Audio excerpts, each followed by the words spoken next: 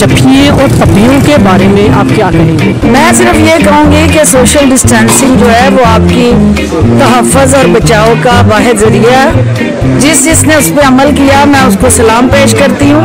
लेकिन आज हमने उनको ये वेवर दिया है कि जिन्होंने वैक्सीनेशन लगवा ली है वो अगर दूसरा भी वैक्सीनेट हो चुका है तो वो पपियाँ और जफ्फियाँ कर सकते हैं।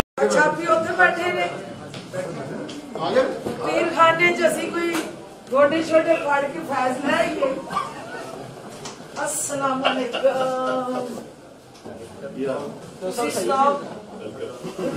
My dear brother and thank you. ए मेरे उस्ताद ने। अच्छा माशाल्लाह। उस्ताद ने ਤੁਹਾਡੇ ਵੀ ਉਸਤਾਦ ਨੇ? जी। ਉਹ ਤੁਹਾਡੀ ਖੈਰ ਹੋਵੇ। ਫਿਰ ਕਿਹੜੇ ਵੱਡੇ ਉਸਤਾਦ ਨੇ?